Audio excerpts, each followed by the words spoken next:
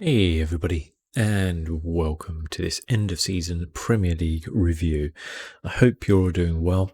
I am doing very well myself. It's been a heck of a season. The fact that we're here on the end of July doing a Premier League review is crazy in itself.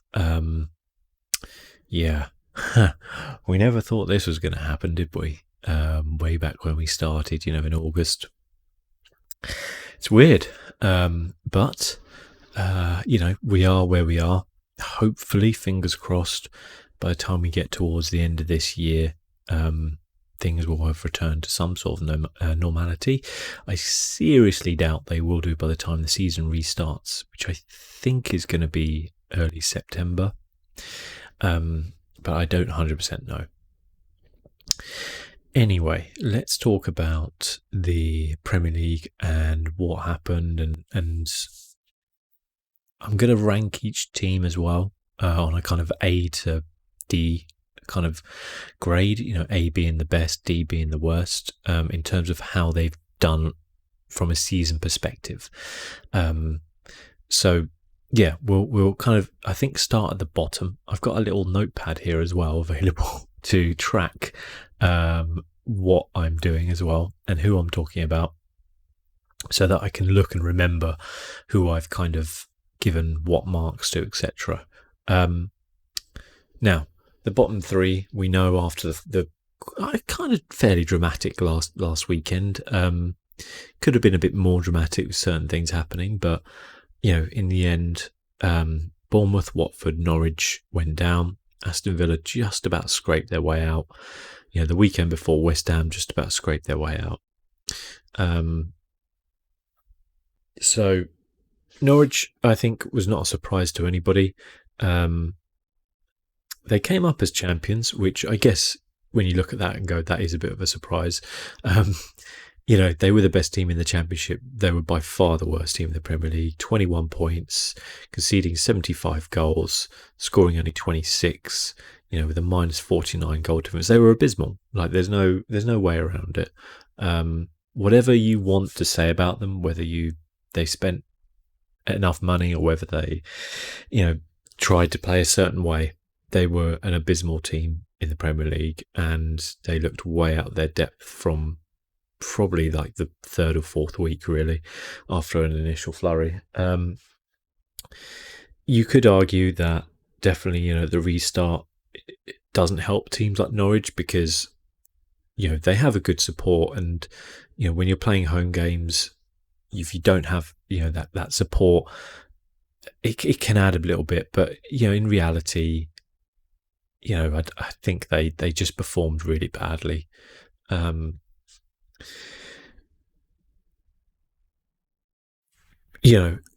think we need to get out of this kind of this mindset of being turned around and going, oh, well, you know what, they gave it a shot and they played their own way. I mean, football is sometimes not a very complicated game. Sometimes it's quite complicated. A lot of times it's not. And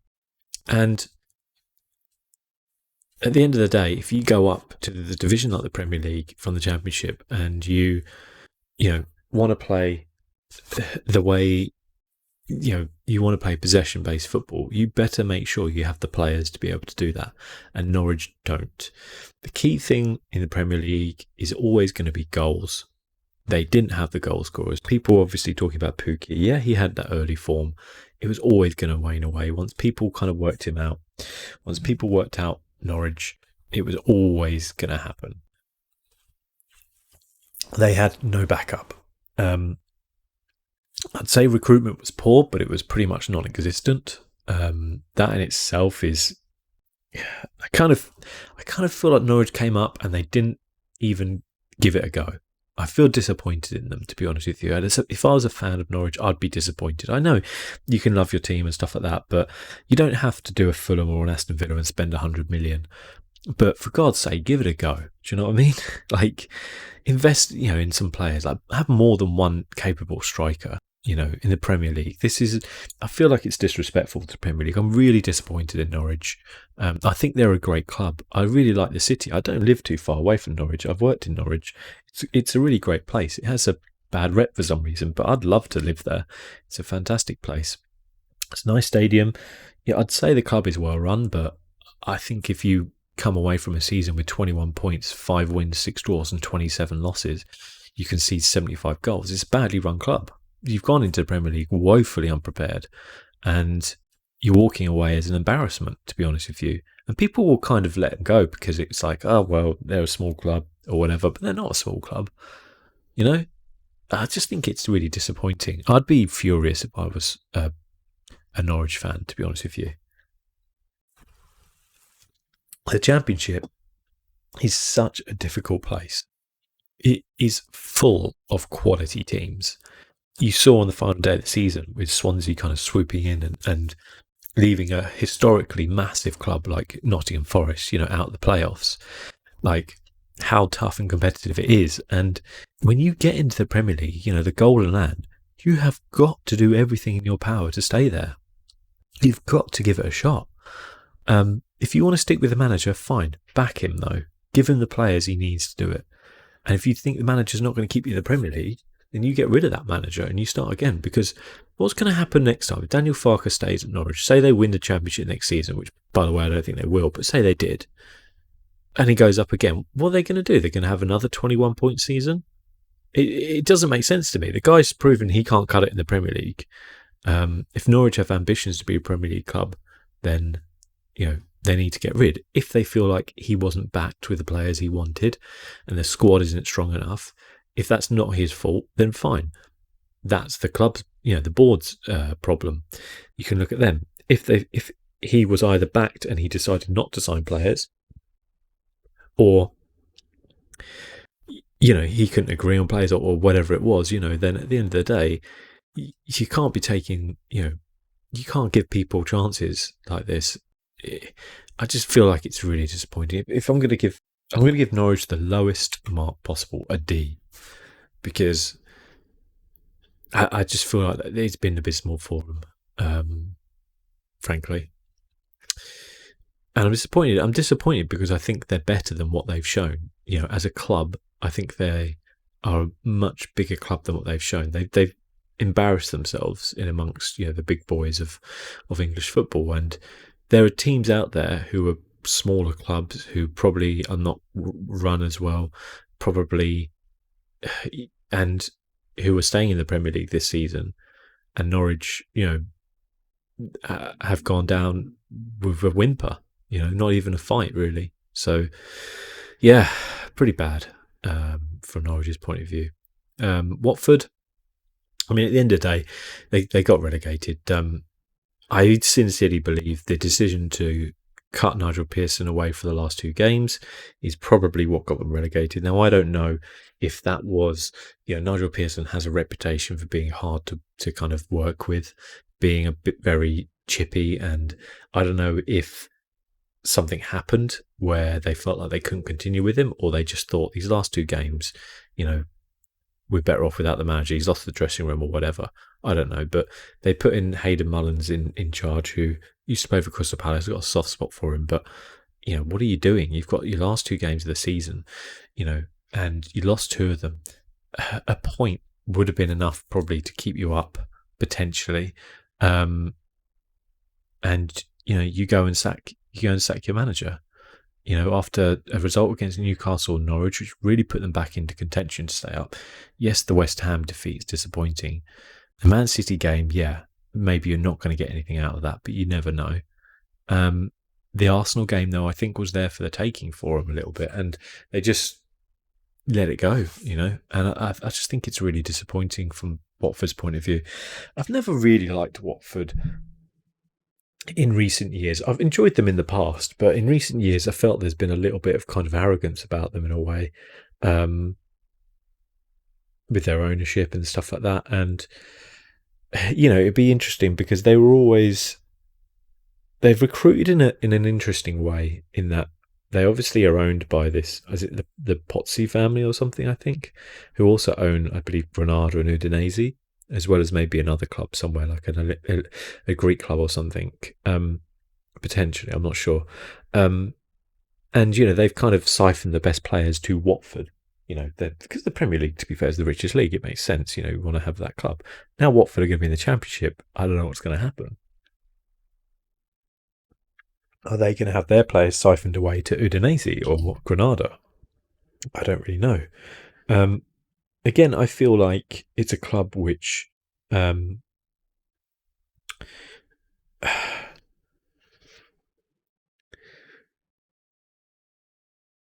it's a club which should have done better. It should have probably invested a bit more. I feel like when you look at Watford's squad, and actually let's have a look at Watford's squad. Ben Foster's a great goalkeeper. They've got some defenders who have been okay. I wouldn't say that's necessarily their weakness, but they haven't been brilliant, I'd say.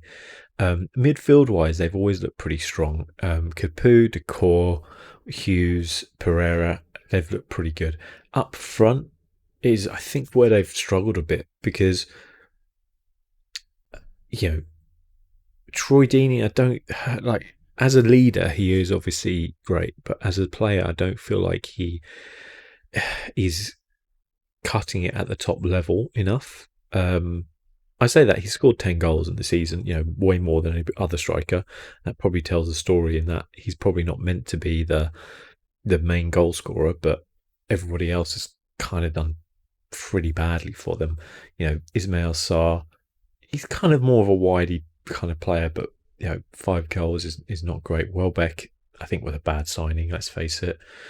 Andre Gray never really did anything for him. Deulofeu, I think Deulofeu injured the last few games because I just didn't see him at all. If he wasn't, then that's pretty embarrassing. They haven't got a terrible team though, but it's quite an uninspired team, if that makes sense. Like Deulofeu is probably their most capable player, but he's so hot and cold that it's impossible to know, what he's going to do on a day. He can be absolutely outstanding, or he can just be, fade away to nothingness. Yeah, they'll be massively disappointed to go down. As a Palace fan, I'm used to relegation. It's a horrible thing. There are some perks to playing in the Championship. At the end of the day, you go from, hopefully anyway, being scraping by each week, being the underdogs, to actually being a slightly bigger fish, and it can be quite a nice feeling sometimes. But it's a very competitive league, as I'll probably say many times, and it's tough down there. So yeah, probably prefer to be in the Premier League, I'm pretty sure. But I've never felt like Watford's recruitment has been anything but kind of trying to find bargain basement buys and it not really succeeding. I think it's eventually caught up with them. Some of them paid off. So, quite a lot of them just haven't, I think. And yeah, they're going down. If we're going to give Watford a mark again, it's a D. You can't not give them a D. If I was being really harsh on Norwich, I'd probably give them an E. Actually, I'm making the new bottom marker an E. Bournemouth. For years, I've been touting Bournemouth to go down. I've not honestly understood how they've managed to stay up so long. It's probably a testament to Eddie Howe. Bournemouth have some decent enough players. Their biggest problem recently has been scoring goals, and it kind of feels like they've brought very poorly, I feel. Players who they've brought in, I think, have just done really badly for them. I don't know what it is. There's some players who've come in and done pretty well. I mean, like David Brooks came in and did pretty well, and everybody was really, happy with him. But then he got badly injured and didn't really come back from that.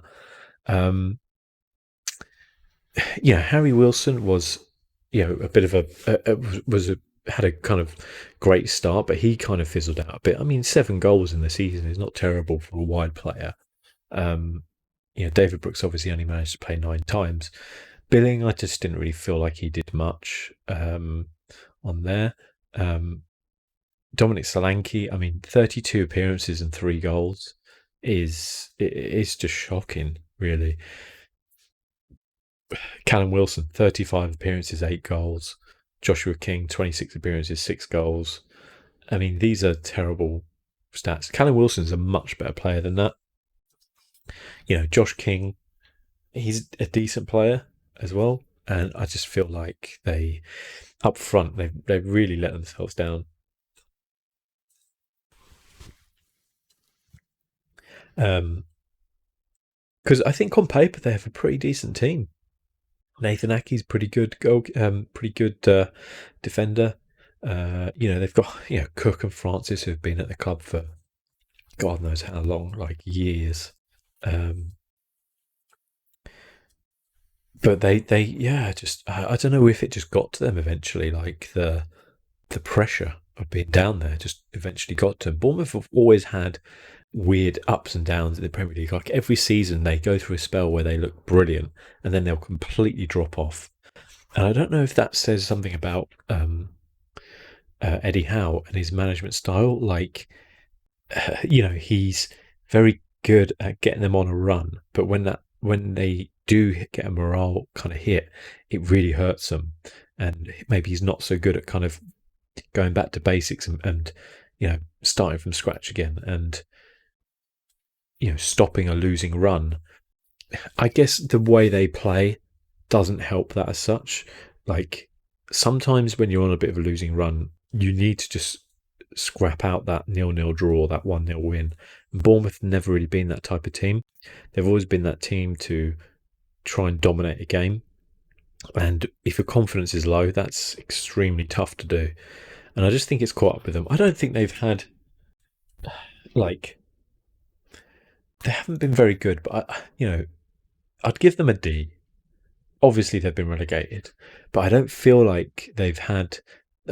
I kind of feel like they are where they should be, as much as kind of bad as that sounds. Like, they've been shooting above their weight level for many years in the Premier League. And firstly, I feel like their recruitment has been terrible over the last few years. If you looked at their transfers, there's not many who have actually looked that good. Solanke, as I say, was just pretty terrible. And they've I don't know how they're going to do. I don't know if Eddie Howe's going to stay on or not.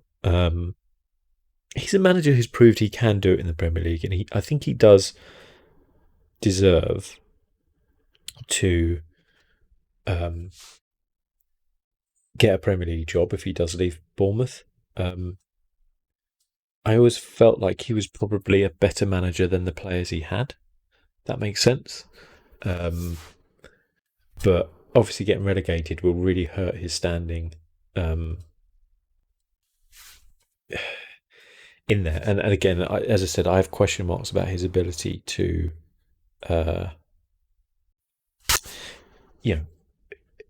get themselves out of ruts, because they do go on these bad ruts, and ultimately that's what's cost them. 65 conceded, 40 scored. It's not that much different from the teams around them. I feel like though their goal scoring troubles are what hurt them, because when you're a team who wants to be dominating, you need to score goals, and at the end of the day they've scored only they're averaging like one a game really, and it's they're conceding 1.5, so it's not been good enough for them. Obviously they're going down. It's going to be tough in the Championship for Bournemouth. In terms of players, they can keep. I think they will probably keep quite a few of them, because I don't know if that many of them have actually endeared themselves this season to be like, this guy is a cut above. Again, maybe David Brooks, but him coming back from injury could mean that people were not going to take that chance, and a long injury. Harry Wilson, I could probably see go. Callum Wilson, I think, I don't know how old he is, but I think he's in his 30s now. He's 28. Oh my God, I apologise. Okay, I could see Callum Wilson going. Josh King, I could definitely see going. Solanke, I don't think will. I don't think he's endeared himself to anyone. I think he'll probably stay there. And otherwise, Nathan Ackey obviously will go somewhere. He's a good defender. I don't think he's as good as like a Van Dijk or anyone like that. Van Dijk really stood out in that Southampton side, but he is decent enough to play for a decent Premier League side, I think. But otherwise, I'm not sure there's much else is going to, probably leave them. And I mean, the same kind of when you look at Watford. I mean, Watford's squad. I could imagine Ben Foster will probably stay on. Most of that defence, I could imagine possibly staying on. This is, of course, if they want to keep them. They might not be able to afford their wages, etc. Decore, I could definitely see leaving. Will Hughes, I could probably see leaving. Pereira, I could see leaving. Up front, well, Deeney's definitely leaving, but it's not really. It's a end of contract thing. And then the rest of them, I don't think have really endeared themselves, but I could probably see them leaving just because they've got nothing else really. And let's talk now, I guess, about the teams which did manage to actually stay up. Aston Villa scraping in last game of the season. When you look at Aston Villa, they went up via the playoffs, which is always a tough thing. You always have less time to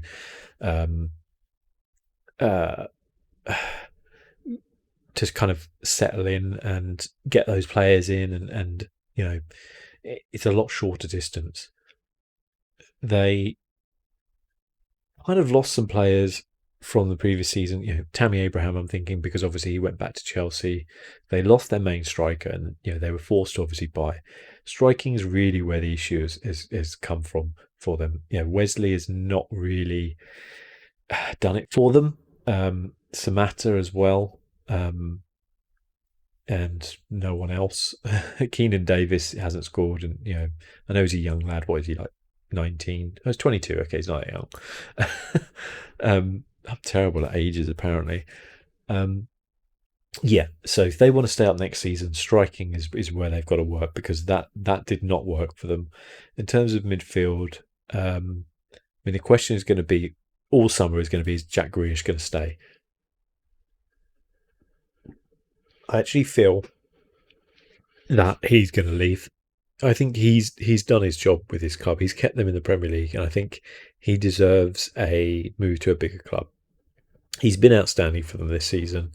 It's not an easy job to play in a team which is constantly going to be on the back foot, constantly going to be the underdogs. And when you're a flair player like that, to actually play, and he's done really well.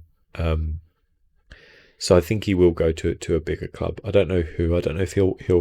I don't think he'll go to like top 4, but I could see him go to like a Tottenham, or I was going to say Arsenal, but I don't know if that's a step up or not. So we'll see. There's some other players as well. I think Douglas Luiz is on loan from City. He's been pretty good. Trezeguet, important goal. He's done okay. In there, Begin kind of tailed off a little bit. He was like the best thing since sliced bread, but then he did tail off a little bit. But I think he might be snapped up by a bigger club potentially. It depends on whether they want to sell. They don't have to, obviously, now they're in the Premier League. But you will see some players who will be like, I'm not up for another relegation dogfight. Mings is a player who, again, capable of playing at a much bigger club than where he's at.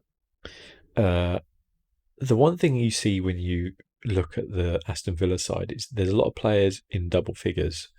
They definitely, especially the goalkeepers, they've definitely chopped and changed a lot. I mean, they have 5 goalkeepers, 4 of whom have played. They've chopped and changed a lot, and I think Dean Smith needs to actually get a proper kind of settled, team in there to really, get in there. I'd say attacking wise is where they need to improve. They spent a lot of money though. This is the thing. They were the Fulham of this year. They spent the 100 million. They stayed up by a point. If they hadn't have drawn that game, they would be down. Bournemouth would have stayed up on goal difference. So, it came down to one goal, and it's such like fine margins at the end of the day. But yeah, 41 goals for them, not good enough. Conceded 67. It's only second to Norwich, and they're gonna, they need to do better. Basically, I'm going to give them a C minus because I feel like you can't give them a D. They stayed up at the end of the day, but with the money they spent and the players they have, I would have expected them to stay up. To be completely honest with you, I think Bournemouth, Watford, and Norwich are worse than them. I think there's some other teams which are potentially worse than them who stayed up. So, you know, uh, it's always tough for a promoted side to come in and do well. And at the beginning of the season, if you said to an Aston Villa side, "Listen, you're going to stay up by 1 point. You're going to finish 17th by 1 point," they would have taken it, wouldn't they? So you can't really say too much. But as I said, I probably would have expected for the money for them to have done a little bit better. Next up, we've got West Ham. Improved towards the end of the season with some important wins. David Moyes is as a manager who I've never really rated that highly. When he was at Everton, I just found like he was very much a through the motions kind of guy. I never felt like his teams were very interesting. They were just kind of like scrappy, and they never really had an identity to them. If you said what's the David Moyes style, I wouldn't really know, to be honest with you. And yeah, I have a feeling he might not be West Ham manager at the beginning of next season. I don't know if he's done enough when he came in to warrant that. He came in for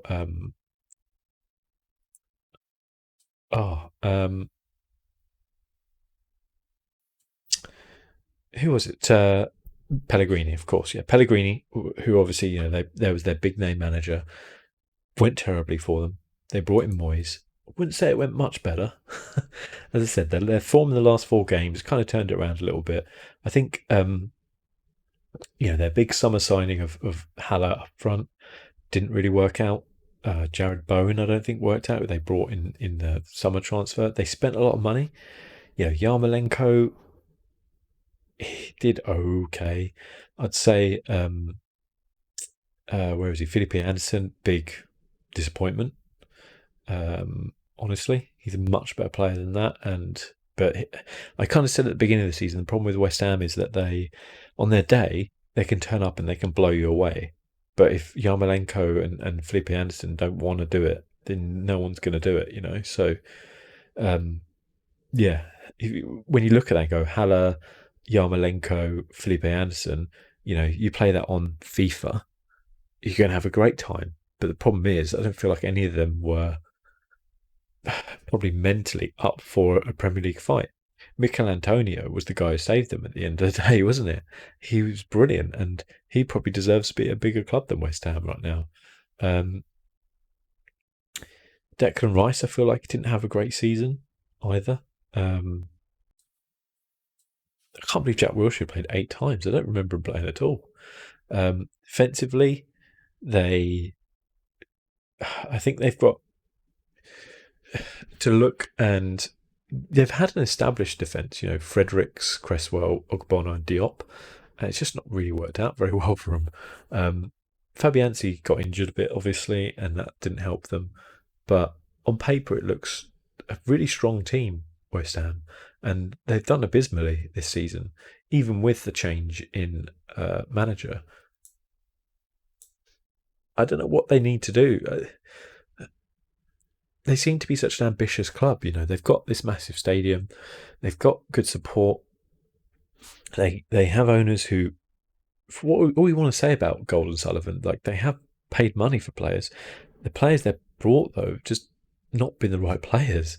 It's kind of the way it goes sometimes. People forget about the money a club spends on players when those players are actually not very good. I think that's what's happened at West Ham. Like, I would honestly give them a D because I think, for the money they spent, for the squad they have, the size of the club, to finish 16th in the Premier League and basically only scrape, you know, that game there was the game that saved them effectively. Um, if they hadn't have, you know, been able to play Watford or whatever, it could have been really bad for them. And I'd be surprised if Moyes was there, like at the beginning of next season. I don't think he's good enough. I'll be honest. I don't really have anything against David Moyes. As I said, I just think he's very bland and very. I don't think he's the guy you want your club to take forward. I didn't think Pellegrini was, to be honest with you. I really did not understand that one, but I think they just saw this guy's won the Premier League. Let's get him in. And at the time, with that Man City squad, that wasn't that tough to win the Premier League, to be honest with you. Anyway, Brighton, a team who, as a Palace fan, I should have a bias against, but I actually quite like Brighton. I've said this many times. I used to live near Brighton. I like the place, and I like them being in the Premier League because for many years they had it really rough. They've had bad owners. They've got a decent stadium now. They're building. I don't think they've got a very good team. I think there's a lot of players there who are not really very good. They've got some decent ones. That Moped, especially towards the end of the season, I think showed what he could do. Connolly was a little disappointing after seemingly a good start, to the club. Murray, I think, is just getting a bit too old now, and so up front they really need some. Jose Izquierdo was quite a big signing for them, and he just hasn't played at all. Players who the signings have not done very well for them. I feel Mopé was a good signing, I think, and if he can lead them next season and they can get some reinforcements, they should do better. Midfield wise as well, I feel like they're definitely greater than the sum of their parts. Brighton, I would say that much. Potter tries to play a certain brand of football. He's trying to implement that. 39 goals again is not really good enough. Conceding 54. Some bad losses, a couple of draws and a win really, to them up. Because otherwise, if they hadn't have won that one against Burnley in what was kind of a nothing game, then they're on 38 points and they're just above Aston Villa. I don't feel like they've had a good season. But to be honest with you, I'm actually going to give them a C because I think their team's pretty bad. And I think Potter's actually done a pretty good job to keep them up and still keep faith in his kind of brand of football. They really, really need to strengthen, though, I think, for next season to actually, stay in the Premier League. Next up, we have Crystal Palace, the team I've supported for pretty much my entire life. A team who did really well before the kind of break in the season and then kind of fell off a cliff for whatever reason. I don't really know the reason because we didn't really do anything differently. I think maybe we just kind of went on the beach a little bit after a couple of losses and that was that. The main problem we've had all season is scoring goals. You can look at our numbers. I don't know why I've got my channel one open. You can look at our numbers, 31 goals. It's the second lowest only to Norwich. The Palace frustrate me because the same problems have been there season in, season out, that, striker wise, we've not had a striker, Benteke, 24 games, 2 goals, not good enough. Yes, he's a good team player, but not good enough.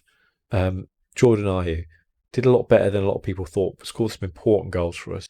But realistically, if you want to stay in the Premier League, sorry, Jordan Ayew should not be your number 9. Zaha, brilliant player, but at the end of the day, he's the only creative player who can take a football, dribble with it. Ayew can do that, but he's wildly inconsistent.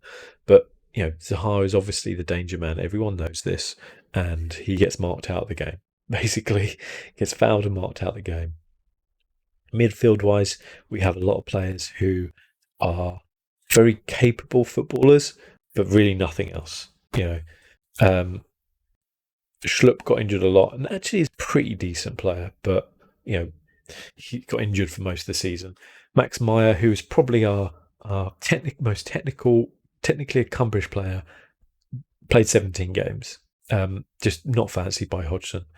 Uh, he fancies MacArthur, Coyote, McCarthy, Milivojevic, 4 players who will battle but will really not offer you much creativity. And that really says it all about Hodgson's Crystal Palace.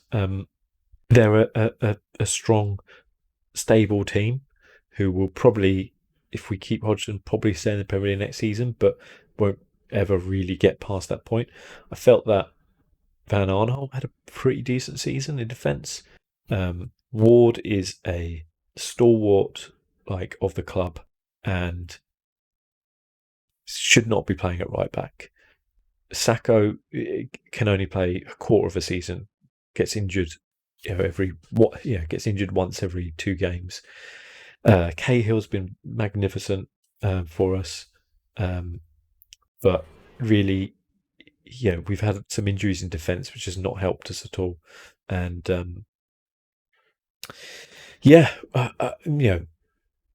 if I'm rating Palace on how well they've done, I've got to probably give them a C, because at the end of the day, we got 14th. We stayed up. We're not a big club. We don't have financially the money that a lot of other clubs do. And when you look at some of our players, they're not. For example, when I look at kind of man for man, like West Ham's players, I think of them as better than Crystal Palace's players. But Crystal Palace have finished 4 points above West Ham. So, it's a weird one. We went on a terrible run, and we could have really done a lot better. So the reason why I kind of give them a C is because if you judge them on their last 8 games, they'd be a D. But if you judge them across the whole season, at the end of the day, we finished 14th. We scored 31 goals and we finished 14th. It's a miracle. We're hard to beat. We frustrate teams. But we've got to be better than that next season. If you're asking me, hand on heart, should we replace Roy Hodgson? I'd honestly say yes at this point. And it's a dangerous thing to say, because you got to be careful what you wish for. And Palace, as a Palace fan, I know that at the end of the day, it's going to be tough for Palace to. We're never going to be a top 6 Premier League side. We're going to be lucky if we're a top 10 Premier League side. But you kind of have to aim a bit higher than just staying in the league every season. We've got a good youth academy. That's my issue with Hodgson. He doesn't seem to be using those players. I want to see us bring through those players, a bit more than we have, instead of relying on these 30-year-old plus players that we have in midfield, defence, and we've got to do better. And I don't know if Roy Hodgson, if we keep Roy Hodgson next season, I'm confident we'll stay up. But I feel like we need to take that chance to develop as a club, because the season after that, we won't stay up, because all our players will be 35 and would have blooded no youngsters. So I think now's the time to act. I think now's the time for Roy to probably retire. He is pretty darn old, to be fair.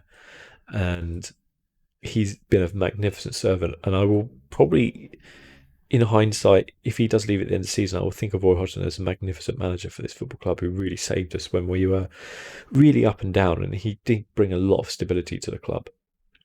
But honestly, the football is pretty turgid, so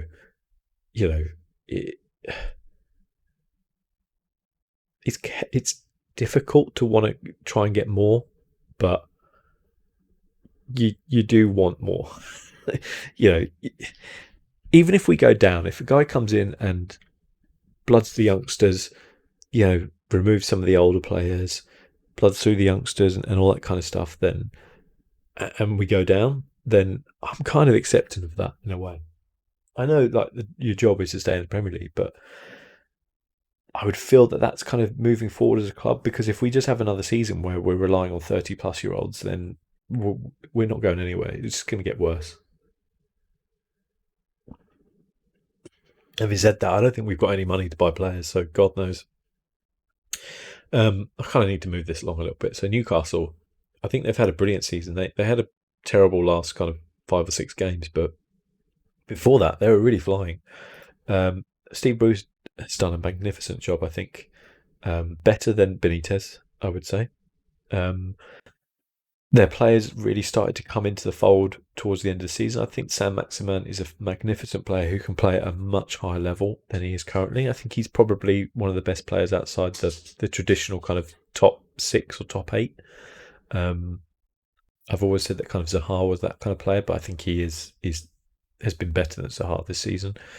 Almiron really started to pick up towards the end of the season, but was pretty awful before that. Defensively, they've been pretty solid as well. They're a solid team. Who knows what's going to happen with Newcastle? By the start of the next season, Newcastle could either be one of the richest clubs in the world or exactly in the same position where they are now. So we'll see. It's really hard to tell. I think overall, I'd actually give them like a C plus for how they've done. If you can hear my dog there, she's just running around. I'd give them a C. You know what? I'd probably actually give them a B. Because I just feel like everybody thought they were going down. And they finished 13th. And could have finished much higher if they kind of hadn't been on the beach, I think, for a lot of the end of the season. Yeah. So I hope, even if they get taken over, I hope they give Bruce a season and give him some money, because I feel like, while he's not the sexiest manager you're ever going to find, he potentially can do a lot.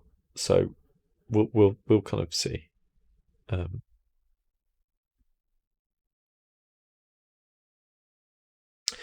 Everton, yeah, 12th for Everton. Everton on paper, they have a really good side. This is what I'm saying when I'm like, they're not finishing far away from like Palace, and on paper they're way better. St. Tossen, he got injured, unfortunately. I think Palace could have done differently if Senk hadn't been injured and stuff like that. I don't know, but yeah, who knows? Yeah, Moise Ken didn't do particularly well, did he? Richarlison had a good season. I could honestly don't know if he'll move to a bigger club, because I don't know if many clubs are going to afford him, but he's been really good for them. Calvert-Lewin started to come good. Still unconvinced by him as to whether or not he can really be a top striker that Everton need, but he deserves another season, I think, to kind of show that. Iwobi I always felt was a bad signing, and I think he's shown that. Walcott's just getting a bit too old now. Bernard's okay. Delph I thought was a great signing for them, but really did not do too much.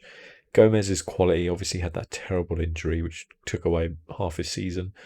Gylfi Sigurdsson I think is just getting a bit long in the tooth now, and I'm not sure Tom Davies is going to cut it. Defensively, they've got a solid unit, but not been too good. Pickford's been a little bit meh, hasn't he? England really curse their goalkeepers. Every time a player becomes like top goalkeeper for England, then they seem to have an issue. They seem to just drop off. I've got to give Everton C minus. I think, worse than average season. They should be much higher. They spend a lot of money, but you've got to say they obviously got rid of their manager, brought Carlo in. Who was their manager, by the way? I completely forgot. Marco Silva, yeah. God, he was atrocious.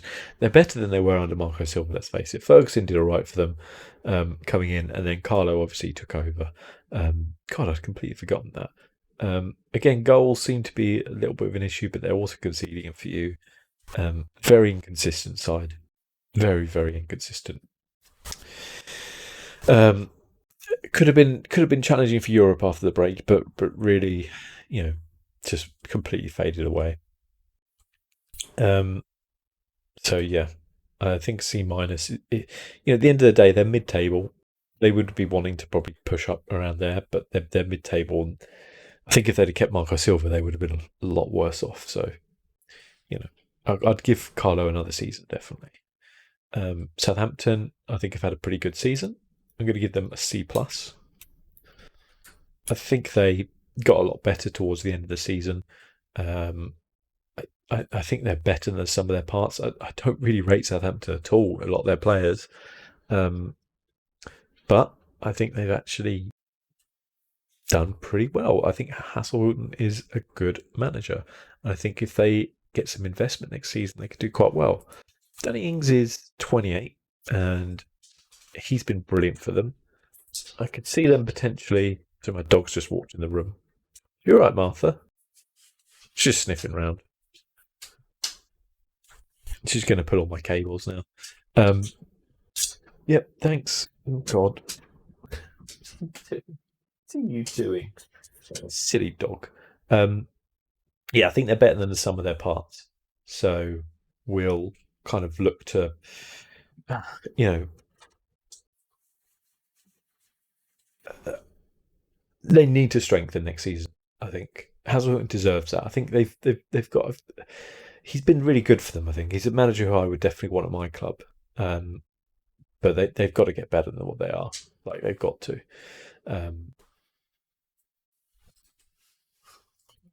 No, she's going to start moaning away. Right. What I'm going to do is cut this into two parts. So we're going to do Burnley upwards next time. In terms of Southampton, I'm going to give Southampton a C plus. Yeah, I've done that. Okay. So yeah, we'll come back next time and we'll work from Burnley upwards and kind of talk about that. But that's my kind of so far season review in like part one, I guess, because otherwise it's going to be like a 2 hour long video. So yeah, this is part one. I'll see you for part two very soon.